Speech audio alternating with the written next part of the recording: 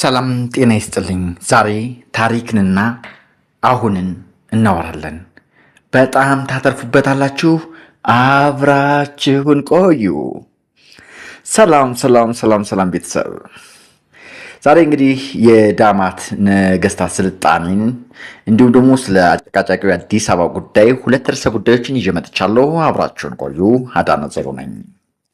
የቅድመ አክሱም ዘመን ስልጣኔ በተለይም የዳማት መንግስት በሰሜን ኢትዮጵያ በኤርትራ አካባቢ ከክርስቶስ ልደት በፊት ከ8ኛው እስከ 5ኛው ክፍለ ዘመን ገዳማ የነበረ ታላቅ ታሪካዊና ባህላዊ መሰረት ነው። ስለ ዳማት ስልጣኔና የቅድመ አክሱም ዘመን ዋና ባህሪያት፣ የመንግስት አደረጃጀትና የፖለቲካ ማዕከል። የመንግስቱ ስም ዳማት በመባል ይታወቃል። ዋና ከተማ የመንግስቱ ዋና የፖለቲካና የሃይማኖት ማዕከል እንደነበረች ይታመናል። የመሪዎች ማዕረግ የዳማት ነገስታት ሙካሪቭ በመባል የሚታወቁ ሲሆን ይህም የፖለቲካና የሃይማኖት መሪነትን ያጣመረ ማድረግ ነበር። የህንፃና ስነ ጥበብ የሃ ቤተ መቅደስ ቴምፕል ኦፍ ያሃ እስከዛሬ ድረስ በጽኑ ቆሞ የሚገኝ ያለ ጭቃ ሲሚንቶ በደረቅ ድንጋይ የተቀረጸና የተገነባ ድንቅ የህንፃ ጥበብ ውጤት ነው። የድንጋይ ጽሑፎች በድንጋይ ላይ የተቀረጹ የሳባውያን ሳባ ስክሪፕት መሰል ጽሑፎችና የራሳቸው የሀገር ውስጥ የጽህፈት ምልክቶች ይገኙበታል። የኢኮኖሚና ቴክኖሎጂ ግብርናና መስኖ የውሃ ማከማቻና የመስኖ ስርዓቶችን በመጠቀም ድንች፣ ገብስና የተለያዩ እህሎችን ያመርቱ ነበር። የብረትና የነሐስ ስራ የብረት፣ የነሐስ፣ የብረት መሳሪያዎችን የመቅረጥና የመቅረጽ የላቀ ብረታ ብረት ሜታሊንግ ጥበብ ነበራቸው። ንግድ በቀይ ባህር በኩል ከአረቢያ ምድር ከግብፅና ከሜዲትራንያን አካባቢዎች ጋር የንግድ ግንኙነት ነበራቸው። የሃይማኖትነት የቅድመ ክርስትናና የቅድመ እስልምና ዘመን እንደመሆኑ መጠን የፀሐይ የጨረቃና የከዋክብት አማልክትን ለምሳሌ አልሙቀሃ ያመልኩ ነበር። የደቡብ አረቢያ የሳቢያ ተጽዕኖና የሀገር ውስጥ የማንነት በዳማት ዘመን በቋንቋ በጽፈትና በሃይማኖት የደቡብ አረቢያ የሳቢያን ተጽዕኖ ይታያል። ነገር ግን ዘመናዊ የታሪክና የአርኪኦሎጂ ጥናቶች እንደሚያስረዱት ዳማት የደቡብ አረቢያ ቀኝ ግዛት ሳይሆን የሀገር ውስጥ የአካባቢ ህዝቦች የራሳቸው ባህል ከውጭ ተጽዕኖ ጋር አዋህደው የገነቡት ገለልተኛ ስልጣኔ ነው። የዳማት የኢትዮጵያ መንግስት ከ5ኛው ክፍለ ዘመን ቅድመ ልደት በኋላ እየተዳከመ ቢሄድም ጥሎ ያለፈው የባህል የህንፃና የንግድ መሰረት በኋላ ላይ ለበለጸገውና ለገነነው የአክሱም ስልጣኔ ቀጥተኛ መንገድን ከፍቷል ይለናል። ታሪክን የኋሊት ስናየው ቀጥለን ደግሞ በአወዛጋቢው የአዲስ አበባ እና የአዲስ አበባ ምክክር ሂደት ዙሪያ ከእናት ፓርቲ የተሰጠ የአቋም መግለጫ የምንመካከረው በብሔራዊ መግባባት አገርን ለማጽናት እንጂ የቡድን የበላይነትን ለማንበርና ሌላ የአዲስ የእርስ በርስ ጦርነት ለማዋለድ አይደለም። እናት ፓርቲ ኢትዮጵያ ሀገራችን እያለፈችበት ያለውን ዘርፈ ብዙ ችግሮች ለመፍታት በምክክር ብሔራዊ መግባባት በመፍጠርና አገር ልትጸና ይገባል በሚል ጽኑ እምነት ፓርቲያችን የበኩሉን ድርሻ ለመውጣት ያለሰለሰ ጥረት አድርጓል ይላል እናት ፓርቲ። በሀገራዊ ምክክር ኮሚሽን ምስረታው በኮሚሽነሮች አመራረጥና በኮሚሽኑ የአሰራር ሂደት የአካታችነት ችግሮች እየተካሄዱ ያሉ ጦርነቶች በሚያሳድሩት አሉታዊ ተጽዕኖች መሰል አስቻይ ባልሆኑ ሁኔታዎች ላይ ጠንካራ ሀሳቦችና የመፍትሄ ጥቆሞችን ፓርቲያችን ሲያቀርብ መቆየቱም ይታወቃል ይለናል ፓርቲያችን ይላል እናት ፓርቲ። በምክክሩ ሂደትና ከምክክሩ አስቀድሞ ስኬታማ ምክክር ለማካሄድ ሊተገበሩ ይገባቸዋል ብሎ የሚያምንባቸውን ሀሳቦችና ቅድመ ሁኔታዎች በግልጽ አስቀምጦ ያለመታከት ሲያሰባስብ የቆየ ቢሆንም ሰሚ ጆሮ በመጥፋቱ አገር ባለችበት ሁኔታ ወደ ምክክር እንድትገባ ተደርጓል። እናት ፓርቲ ይህን በትክክለኛው ጎዳና ተጉዞ በስኬታማ መልኩ ሊጠናቀቅ ቢችል የሀገራችን መጻኢ ጉዞ ላይ ትልቅ ምዕራፍ ሊከፍት የሚችል ሂደት ቅድመ ሁኔታዎች ስላልተሟሉ በማለት በቸልታ ሊመለከተው ያልፈለገ ሲሆን ይልቁኑ ሂደቱ ውስጥ በማሳተፍ ትክክለኛና ከተረጋገጠ ለሀገር የሚበጁ ሀሳቦችን በማንሳት ለመሞገት ብሎም በተፎካካሪዎች ዘንድ ተቀባይነት እንዲያገኝ በማድረግ በጎ ተጽዕኖ መፍጠርን በማሰብ በምክክሩ እየተሳተፈ ይገኛል ይለናል። አገር የገባችበት ችግር ከምንጊዜውም ይልቅ በተወሳሰበበት ሁኔታ ውስጥ የምክክሩ ሂደት ከነችግሮቹ እያነከሰ ሐምሌ 8 ቀን 2018 ዓ.ም ጀምሮ እየተካሄደ ያለውን ሀገራዊ ምክክር ወደ መጨረሻው ምዕራፍ እያሸጋገረ ያለ ቢሆንም በሂደቱ የጎሉ ችግሮች እየተስተዋሉበት ይገኛል። ለአብነትም በወረዳ ደረጃ ተደረጉ ከተባሉ ምክክሮች ጀምሮ የምክክር ተሳታፊዎች የገዢው ፓርቲ አባላትና የስርዓት ደጋፊ መሆናቸው ሲገለጽ የነበረ ሲሆን በአገር አቀፍ ደረጃ እየተደረገ ባለው በዚህ ምክክርም አብላጫውን ቁጥር የሚይዘው ተሳታፊዎች የገዢው ፓርቲ አባላትና ደጋፊዎች መሆናቸውን መረዳት ይችለናል። በምክክሩ ሂደት ድምፆች እንዳይሰሙ መገደብ፣ የአካታችነት ችግሮች፣ የተሳታፊዎች ምርጫና ምደባ፣ የፍትሐዊ የገለልተኝነትና የግልጸኝነት ማነስ፣ በጸጥታ አካላት ታጅቦ መወያየት፣ የውይይት ተሳትፎውን ለማጥበብ ከውስጥና ከውጭ የሚደረግ ጫና፣ ወከቦች፣ የምክክሩን አጠቃላይ ወለል ወይም ቀይ መስመር ያለመኖርና የመሳሰሉ ጉልህ ችግሮች እየተስተዋሉበት እውነታን ታዝበናል። ምክክሩ ኢትዮጵያን ለማጽናት ሳይሆን እንዳለፈው ጊዜ ስሁት ትርክትና ህገ መንግስታዊ መሰረት ያለው የጨቋኝ ተጨቋኝ ትርክት ብሎም ሁሌ ለኔ ብቻ ፍላጎት በአጠቃላይ ኢትዮጵያን እንደ ሀገርና ዋና መግለጫ ጌጦቿን ሁሉ እንደ ድርድር ያቀረበ ነው ቢባል ማጋነን አይሆንም። በዚህም የምክክሩ ፍትሐዊነት፣ ቅቡልነት ጥያቄ ውስጥ የሚያስገባ ሆኖ አግኝተነዋል። ይህን ደግሞ ፓርቲያችንና ሌሎች ተሳታፊዎች ከሂደቱ ራሳቸውን እንዲያገሉ እያስገደደ ይገኛል። ምክክሩ የቅንጦት ጊዜ ሁነት ሳይሆን የቀውስ ጊዜ መፍትሄ ማውጫ ውጥን ነው። ቀዳሚው ዘርና ጎሳ ላይ የተመሰረተው ፌዴራሊዝም ሀገራችንን ሊያጠፋት ከጫፍ ላይ ደርሶ እያለም ይህን ያፈጠጠ አደጋ ሊያስቀይር ወይም ሊያለዝብ የሚችል መፍትሄ ይጠበቅ የነበረ ቢሆንም ምልክቱ እንኳ ለመታየቱ እጅግ የሚያስቆጭ ነው። እንዲያውም ገና ምክክሩ ሳይጠናቀቅ አንዳንድ ክልሎችን በስም ጠርተው ሌላ ክልል ለማዋለድ ምክረ ሀሳብ ሲነሳ ብቻ በደስታ ይጨበጨባል። ያሳዝናል ይለናል። ሀገራችን ያለችበትን ሁኔታ ሲገልጽ እናት ፓርቲ ሀገራችን ኢትዮጵያ፣ ታላቋ ኢትዮጵያ፣ የምንወዳት ኢትዮጵያ ችግር ውስጥ ነች እያለን ነው። ምክክሩ የቅንጦት ጊዜ ሆነ ሳይሆን የቀውስ ጊዜ ነው ይለንና በዚህ በኩል ይህ ምክክር እየተካሄደ ባለበት በአሁኑ ወቅት ቢያንስ 3 ክልሎች ላይ ጦርነቶች እየተካሄዱ ነው። ሌላው መጣሁ እያለ ነው። የእርስ በርስ ጦርነቱ ጉዳይ መንግስትን ጨምሮ ሁሉም ተዋጊ ኃይሎች ወደ ድርድር እንዲመጡ እውነተኛ ጥልቅ ውይይትና ደፋር ምክረ ሀሳብ ይፈልግ የነበረ ቢሆንም ሂደቱ ግን እከክልል ሆኖ የአንድን ወገን ጥቅምና ፍላጎት ለማስጠበቅ ቀድሞ የተወሰነ ውሳኔ በሀገራዊ ምክክር ስም ቅቡልነት እንዲኖር ለማድረግ እየተከናወነ ነው። የታሪክና የትርክት መፋለሶችና በናኙበት በዚህ ዘመን ቢያንስ እውነት አፈላላጊ ቡድኖች አዋቅሮ ግማሽ መንገድ እንኳ ማቅረብ ይገባ ነበር። እነዚህና መሰል አንኳር ጉዳዮች እንጂ የኢትዮጵያ መሪ ከፕሮቶኮል አንጻር ነው አመካኒው አልነበረም። ዙሪያውን ስሏት የነበረችውን አዲስ አበባ በወከባ ብዛት ለአንድ ቡድን ሆን ብሎ ለማሳቀፍ አዲስ የጸብ ግንባር ለመቀስቀስም አልነበረም ለምክክር የተቀመጥ ነው። ድሬዳዋ ከየት ወገን ትሁን የሚለው ሀገር ሊያፈርስ ደርሶም አልነበረም። በሚሊዮን የሚቆጠር የሀገር ሀሳብ አክነን ለመመከር የተቀመጥ ነው። በዓለም በልዩነት የምንታወቅበት ዘመን አቆጣጠር አስሮ ይዞን ያልነበረ ምክክር ያስፈለገ። በአጠቃላይ የተጠቀሱና መሰል የተስተዋሉ ሳንካዎች ምክክሩ ከታለመበት ዓላማና በሀገሪቱ ያለውን ችግር ከስሩ ከመፍታት ይልቅ ጠግኖ ለማስቀጠም ለምሳሌ የተደረገ የአገዛዝ ቡድኖችን ጠባብ ጊዜያዊ ፍላጎት ለማሳካት በሚመስል ሁኔታ እየተከናወነ እንዳለ ይሰማናል። በዚህም በመሰረታዊ የሀገር ህልውና ጉዳዮች በዋናነት የእርስ በርስ ጦርነቶችን በማስቆም የዘር ጎሳ ፌዴራሊዝም ማስቀረት ማለዘብ እንደ ዋና ግብ መያዣና መሰል የተጋፈጡ ፈተናዎችን በአግባቡ ተረድቶ ልባት የሚበጁበትን አቅጣጫ ሊያስቀምጥ ያልቻለ ሀገራዊ ምክክር ከመነሻው እንደከሸፈ ለመረዳት ነቢይ መሆን አይጠየቅም። እናት ፓርቲ ከዚህ በመለስ ባሉ የምክክር አጀንዳዎችና በምክክር ስም ተላለፉ በሚባሉ ስምምነቶች ላይ ፊርማቸውን የሚያሰፍር መሆኑን ህዝቦች እንዲያውቅ መልእክታችን እናስተላልፋለን። በዚህም ፊርማቸውን የማያሰፍር ነው የሚለው ጋይስ። በዚህም ምክንያት ይለናል፣ አንደኛ ገዢው ፓርቲ በሀገራዊ ምክክሩ ስም ለማሳካት ከሚፈልገው ማንኛውም ፍላጎትና ሀገርን አስይዞ ከሚደረግ የፖለቲካ ቁማር እንዲታቀብ እናሳስባለን። ተመካካሪዎች ለጊዜያዊ ጥቅምና የፖለቲካ ውሳኔዎች ሽፋን ከመስጠትና በታሪክ ተወቃሽ ከሚያደርጉ ድርጊቶች በመቆጠብ ለሀገርና ለህዝብ መቆም በቀረችው አጭር ጊዜም ቢሆን በድፍረት እንዲያሳዩ በአክብሮት እንጠይቃለን። ለመላው የኢትዮጵያ ህዝብ ሀገራዊ ምክክሩ የጥቂት አካላትን ፍላጎት ማስፈጸሚያና ለአዳዲስ ቁርሶ የሚያዘጋጅ እንዳይሆን ሂደቱን በንቃትና በትኩረት እንዲከታተል እናሳስባለን። ፈጣሪ ኢትዮጵያን ይባርክልን ይለናል። ክቡራትና ክቡራን፣ ወደ ቀሪዎች ዜናዎች እናልፋለን። ከዜናዎቹ ጋር አዳነ ዘሩ ነኝ።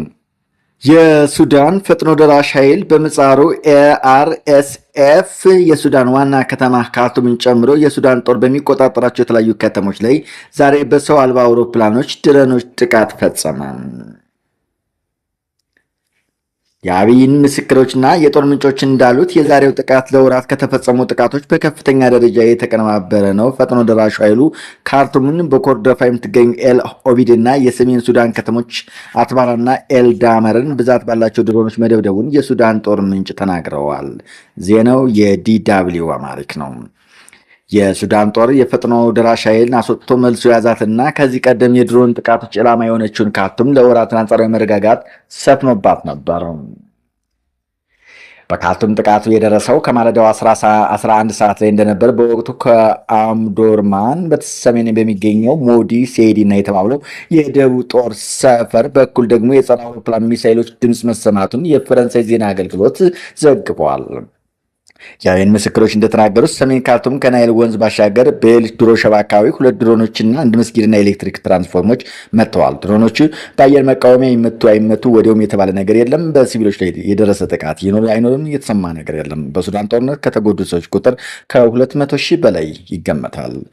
ክቡራትና ክቡራን የተከዜቱ ቤተሰቦቻችን ሀገራችንም እንደ ካርቱም እንዳትሆን በመወያየት በመመካከር እውነተኛ ከታጣቂዎች ጋርም ከአፈንጋጮች ጋርም ከማይመስል ጋርም ስሜትን ዋጥ አድርጎ የሀገሪቱን ሁለንተናዊ ችግር መፍታት እንደሚገባ ለማሳሰብ እንወዳለን። ምክንያቱም አገር ነች። አገር የሞተ እንደሆን የት ይደረሳ እንደሚባለው ነው።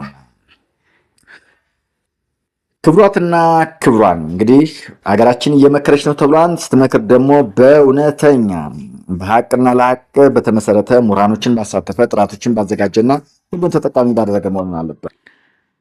ከአማራ ክልል ቀውስ ጋር በተገናኘ በሽብር ለተከሰሱት የቀረበው የይቅርታ ሰነድ ምን አካቷል? ተከሳሾች ምን ላይ ሰጡ?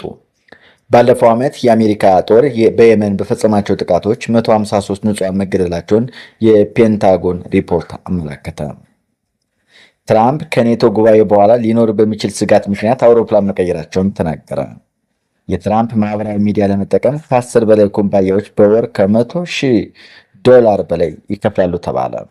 ዜሌንስኪ ሞስኮ ዩክሬን ለማጥቃት ከሰሜን ኮሪያ ያገኘችውን ሚሳይል እየተጠቀመች ሲሉ ከሰሱ። በራያ አላማጣ ወረዳ የትግራይ ኃይሎች ኢላማ ያደረገ የድሮን ጥቃት መፈጸሙን እማኞች ተናግረው መንግስት ደግሞ መግለጫ አልሰጠም ተብሏል። አሜሪካ እንደ አውሮፓውያኑ አቆጣጠር በ25 ባካሄደችው ወታደራዊ ዘመቻ 153 ሰላማዊ ሰዎች መገደላቸውንና 243 ሰዎች ደግሞ ጉዳት እንደደረሰባቸው የአገሪቱ ባለስልጣናት ተናገሩ። ማክሰኞ ዕለት የፔንታጎን የዳሰሳ ሪፖርት የተመለከቱ ባለስልጣናት በሰላማዊ ሰዎች ላይ የደረሰው ጉዳት በ2024 ከቀረበው ቁጥር በእጅጉ የላቀ መሆኑን ገልጸዋል። እስራኤል የትራምፕን ባለ 15 ነጥብ የጋዛ ሰላም እቅድ ውድቅ ማድረጓን ኔታንያሁ ተናገሩ። በሆርሙዝ መከፈት ላይ ስምምነት ባለመደረሱ የነዳጅ ዋጋ መልሶ ጨመረ። ኢራን በሆርሙዝ ወሽመጥ የምትፈጽማቸውን ጥቃቶች መቀጠላቸው ተገለጸ። የተኩስ አቁም ለማራዘም ከአሜሪካ ጋር ድርድር እየተካሄደ እንዳልሆነ የኢራን ባለስልጣናት ተናገሩ። በቴህራንና ዋሽንግተን መካከል የተኩስ አቁም ለማራዘም ድርድር እየተካሄደ እንዳልሆነ የኢራን ከፍተኛ ባለስልጣን መናገራቸውን ሮይተርስ ዘገባ። ስማቸው ያልተጠቀሰው ከፍተኛ ባለስልጣን የተኩስ አቁም ለማራዘም ንግግር እየተደረገ አይደለም፣ ምክንያቱም አሁንም የተጀመረ ነገር ስለሌለ የሚራዘም ነገር የለም ብለዋል። ከዚህ ቀደም የተደረሰው ስምምነት አሜሪካን በ48 ሰዓታት ውስጥ እንዳልፈረሰችና ከቀናት በኋላ ደግሞ ከስምምነቷ እንደወጣች መግለጻቸውን ሮይተርስ የዜና ወኪል ዘግበዋል። የፓኪስታን የሀገር ውስጥ ሚኒስትሮች ሞሸና አቃቢ ወደ ቴህራን ተጉዘው ከውጭ ጉዳይ ሚኒስትሩ ጋር ተገናኝተዋል። አድማጮቻችን አሁን ደግሞ ወደ ዝርዝር ዜና እናልፋለን። በጽሞና ስለምትከታተሉና ላይክ ሼር ስለምታደርጉ እናመሰግናለን። በአማራ ክልል ከተከሰተው ቀውስ ጋር በተያያዘ በሽብር ለተከሰሱ ከ300 በላይ ፖለቲከኞች፣ ጋዜጠኞችና ሌሎች ግለሰቦች በይቅርታ እንዲለቀቁ ሂደት ላይ ይገኛል። ለሽብር ተከሳሾች የቀረበው የይቅርታ ሰነድ በክልሉ ለተፈጸሙ ግድያዎችና ጉዳቶች ተከሳሾች ኃላፊነት እንዲወስዱ የሚጠይቅ መሆኑን ቢቢሲ የተመለከተው ሰነድ ያሳያል። የህዝብ ተወካዮችና የመገናኛ ብዙሃን ባለሙያዎች ጨምሮ በአማራ ክልል ከቀጠለው ግጭት ጋር በተገናኘ በተለያዩ መዝገቦች የሽብር ክስ የተመሰረተባቸው ተከሳሾች ይቅርታ ጠይቀው ክሳቸው እንዲቋረጥና ከስር እንዲለቀቁ በመንግስት ለቀረበላቸው ጥያቄ የተለያየ ምላሽ መስጠታቸውን ቢቢሲ ከምንጮቹ አረጋግጠዋል። 3 ዓመትና ከዚያ በላይ በእስር ላይ የሚገኙት የሽብር ተከሳሾች ይቅርታ ጠይቀው ከእስር እንዲለቀቁ የሚጠይቀው ሰነድ ፎርም የደረሳቸው በኢትዮጵያ ሰብአዊ መብት ኮሚሽን ኢሰመኮ አማካኝነት መሆኑን ለጉዳዩ ቅርብ የሆኑ ምንጮች ለቢቢሲ ገልጸዋል። የኢሰመኮ ዋና ኮሚሽነር ብርሃኑ ኦዴሎ ከሰኔ 1 2018 ዓ.ም ጀምሮ ለአንድ ወር ያህል በተከሳሾችና በመንግስት መካከል የማደራደር ተግባር ሲያከናውኑ ከቆዩ በኋላ ተከሳሾቹ ይቅርታ የሚጠይቅባቸውና ቅድመ ሁኔታዎችን ያካተተበት ሰነድ ለየግላቸው እንደደረሳቸው ታውቋል። በአቶ ብርሃኑ ኦዴሎ መሪነት ከተካሄደ ከተባለው ድርድር በኋላ ሰነዱ የቀረበላቸው የሽብር ተከሳሾች ቁጥር ከ300 በላይ እንደሆነ ምንጮች ገልጸዋል። በተለያዩ ማረሚያ ቤቶች ከሚገኙት ከነዚህ ተከሳሾች መካከል አብዛኞቹ የቀረበላቸውን ሰነድ ሲፈርሙ ያልፈረሙ ስለመኖራቸው ያገኘነው መረጃ ያመለክታል። ቅድመ ሁኔታውን አንቀበልም በማለት ለመፈረም ፈቃደኛ ካልሆኑት መካከል ፖለቲከኛና የመገናኛ ብዙሃን ባለሙያዎችን ጨምሮ 30 ተከሳሾች ተጠቃሾች ናቸው። አቃቤ ሕግ በተከሳሾች ላይ ያቀረበው ክስ በአማራ ክልል ካለው የጸጥታ መደፍረስ ጋር በተያያዘ በተፈጸሙ የሰዎች ግድያዎች፣ የአካል ጉዳትና የንብረት ውድመት እንዲሁም በሌሎች የሽብር ወንጀሎች ላይ ተሳትፎ እንዳላቸው የሚዘረዝር ነው። የይቅርታ መጠየቂያ ሰነዱ በየክስ መዝገባቸው በሽብር የቀረባቸው ወንጀል አምነው ኃላፊነት እንዲወስዱ የሚጠይቅ ይዘት ያለው ስለመሆኑ በቢቢሲ የተመለከተውና ሰነዱን አንፈርም ካሉት የሽብር ተከሳሾች መካከል 30ዎችን የፈረሙበት ደብዳቤ ያመለክታል። ፈረሙ የተባሉበት ሰነድ በአማራ ክልል ለተፈጠረው ቀውስ፣ በቀውስ ለሞትና ለቆሰሉ በሺዎች ለሚቆጠሩ ሰዎች በየክስ መዝገቡ ቁጥር ይለያያል፣ ኃላፊነት ውሰዱ፣ በቢሊዮኖች የተገመተው የንብረት ውድመት ፈጽማችሁ አብላችሁ መኑ የሚል ነጥቦች ያካተተ እንደሆን በደብዳቤው ላይ ጠቅሰዋል። በተጨማሪም ሀገሪቱ በአማራ ትውፊቶችና እሳቤ መመራት አለባት የሚል አቋም ማራመዳቸውን ጠቅሶ ይህም ወንጀል መሆኑን እንዲያምኑ ስለመጠየቃቸው አስፍረዋል። እንዲሁም ያለ አግባብ የተወሰዱ የአማራ ሴቶች መመለስ አለባቸው ስለማለታቸውና ይህም ወንጀል መሆኑን እንዲያምኑ በሰነዱ መካተቱን ገልጸዋል። በሰነዱ ላይ ጽንፈኛ ኃይሎች ተብለው የተጠቀሱት በአማራ ክልል የሚንቀሳቀሱ ታጣቂዎች እንዲያወግዙ ቅድመ ሁኔታ መቀመጡን አመላክተዋል። ተከሳሾቹ የተጠቀሱትን ወንጀሎች ስለመፈጸማቸው አምነው ዳግመኛ የእንደዚህ አይነት ድርጊት ውስጥ ላለመሳተፍ ቃል እንዲገቡና የሚሳተፍ ከሆነ ደግሞ መንግስት አስፈላጊውን እርምጃ እንዲወስድባቸው እንዲስማሙ ሰነዱ ይጠይቃል። ኢኮኖሚን ቅድመ ሁኔታ ለመቀበል ፈቃደኛ ባለመሆናቸው በሰነዱ ላይ ያለመፈረማቸውን በደብዳቤው ላይ ጠቅሰዋል። ወንጀለኛ ነን ብለን አንፈርምም፣ ይህ በህግም በሞራልም በፖለቲካም ተቀባይነት የለውም የሚሉት 30ዎቹ ተከሳሾች የአማራ ህዝብ ጥያቄዎች ህጋዊ ናቸው ብለን እናምናለን ሲሉም አክለዋል። የተከሰሱበትን ክስ አንቀበልም ብለው በፍርድ ቤት እየተከራከሩ ባሉበት ሁኔታ ወንጀለኞች ነን ብለው ለመፈረም ፈቃደኛ ለመሆናቸውን ስለመግለጻቸው 3 ጉዳዩን የሚከታተሉ ምንጮች ለቢቢሲ ተናግረዋል። በመሆኑም ከ3 ዓመት በላይ ያለ ፍትህ መቆየትና ቤተሰቦቻቸው ለተለያዩ ችግሮች መጋለጣቸው የሚገልጹት እነዚህ ተከሳሾች ተጫጭ ከምታለቅሰው መንግስት ክሱን አቋርጦ በፖለቲካዊ መንገድ በምህረት ይፍታ የሚል አቋም አላቸው። ተከሳሾችና መንግስት አደራድሯ ከተባለው ከኢትዮጵያ ሰብአዊ መብት ኮሚሽን ስለ ጉዳዩ አስተያየት ጠይቀን ነበረ። ሆኖም የኮሚሽኑ ቃል አቀባይ በጉዳዩ ላይ መረጃ እንደሌላቸው ተናግረዋል። ቢሆንም ኮሚሽኑ እንደዚህ ባሉ ጉዳዮች ላይ በራሱ መንገድ የሚሰጠው መግለጫ ውጭ መረጃ ለመስጠት እንደሚቸገሩ ገልጸዋል። የኢትዮጵያ ሰብአዊ መብት ኮሚሽን ዋና ኮሚሽነር ከሌሎች የኮሚሽን ከፍተኛ ኃላፊዎች በመሆን በታህሳስ ወር በፌዴራል ማረሚያ ቤት ኮሚሽን ቂሊንጦ በጊዜ ቀጠሮ ማረፊያ ማዕከል ጉብኝት አድርገው ነበር። በጉብኝታቸውም ከተከሳሾቹ ጋር በሰብአዊ መብት አያያዝና ሌሎች ጉዳዮች ላይ ውይይት አድርገው መመለሳቸውን በወቅቱ ገልጸዋል። ምንጮቹ እንዳሉት ዋና ኮሚሽነሩ ብርሃኑ ኦዴሎ ከሽብር ተከሳሾች ጋር ውይይት ካደረጉ ከ6 ወራት በኋላ ነው በድጋሚ አግኝተዋቸው የማደራደር ተግባር የጀመሩት። ስለ ይቅርታው ጉዳይ ከተከሳሽ ጠበቆች በኩል አስተያየት ለማግኘት ያደረግነው ለጊዜው የፈቃድ አልባ መሆናችን አልተሳካም።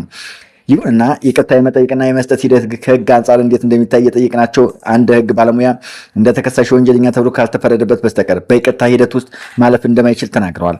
በጥብቅና አሰራር የተሰማሩት የህግ ባለሙያው አቶ ኤርሚያስ ጥላሁን በኢትዮጵያ የወንጀል ህግ አንቀጽ 229 መሰረት ይቅርታ ለመስጠት በግልጽ የተወሰነ የቅጣት ውሳኔ መኖር አለበት ይላሉ። በተመሳሳይ ይቅርታ መጠየቅ የሚቻለው ውሳኔ ባገኘ ወይም ፍርድ በተሰጠው ጉዳይ ላይ መሆኑን አስረድተዋል። የይቅርታ አቀራረብ ድንጋጌዎች የያዘውን የይቅርታ አዋጅ 840 ከ206 በአንቀጽ 15 ላይ በወንጀል ጥፋተኛ ሆኖ የመጨረሻ ቅጣት የተወሰነበት ማንኛውም ሰው የይቅርታ ጥያቄውን ራሱ ወይም በቅርብ ዘመዱ ወይም በሚወክለው ጠበቃው አማካኝነት ማቅረብ እንደሚችል ይደነግጋል። በመሆኑ የፍርድ ውሳኔ ሳይሰጥ የይቅርታ ጉዳይ ማንሳት እንደማይቻል አቶ ኤርሚያስ አብራርተዋል። ምርጫ 97 ተከትሎ በነበረው ሁኔታ ታስረው የነበሩት ፕሮፌሰር ብርሃኑ ነጋና ብርቱካን ሚደቅሳን ጨምሮም ለሌሎች እስረኞች ከተፈረደባቸው በኋላ ጉዳያቸው በይቅርታ ታይቶ መፈታቱን እንዲሁም በ2010 ከነበረው የመንግስት ለውጥ በኋላ በተመሳሳይ መልኩ የተፈቱ ሰዎች መኖራቸውን በማሳየት አስተዋል።